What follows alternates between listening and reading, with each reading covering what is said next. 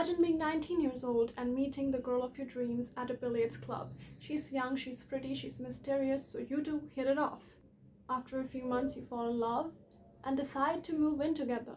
You trust her, you love her, and you're willing to do just about anything for her, even move across borders for her, because she promises a better future.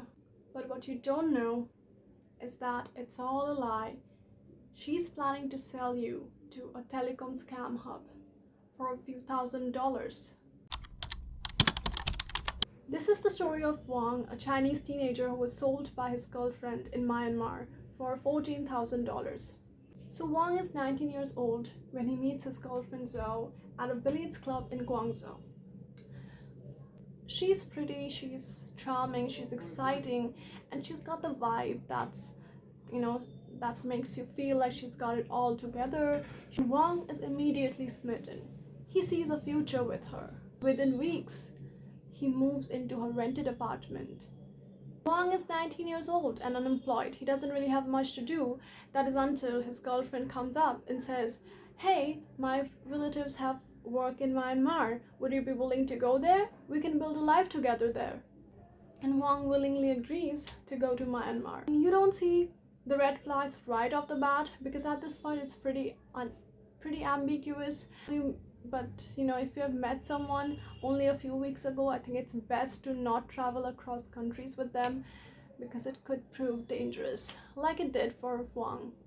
On February 2nd, 2025, Wang boards a flight to Thailand with his girlfriend Zhao. He doesn't even tell his family. They only get to know via a social media post.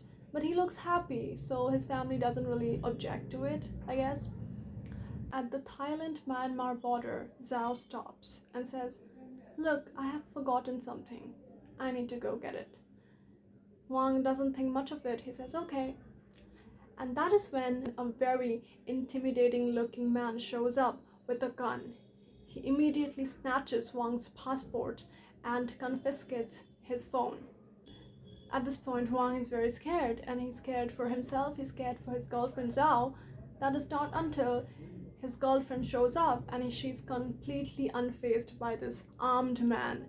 That is when Wang realizes that he's been set up, that his girlfriend is behind this. At some point, Wang begs his girlfriend for his phone and she refuses to give him.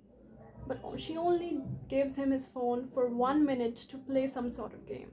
And he uses this 1 minute to send a quick message to his family, a cry for help. "Please save me." The armed men forcefully take him to a compound called Keshwan, and the first thing they do is shave his head, strip him of his identity. Then he's forced to work for 16 to 20 hours a day and scam people non-stop. There's a fixed quota that he needs to meet, and if he doesn't or fails to meet this quota, he's beaten with iron rods and he's slapped in his ears, and this causes a permanent damage to his hearing. He's trapped in this compound for 4 long months, and during this time he loses 20 kilos of weight. The ringleader finally decides that Wang is actually not worth keeping. So he calls up Wang's family and tells him that he's willing to let Wang go if they manage to give him $50,000. That's the price of Wang's freedom, $50,000. After brutal negotiations with the Chaoshan Chamber of Commerce in Myanmar, the family is able to secure Wang's release.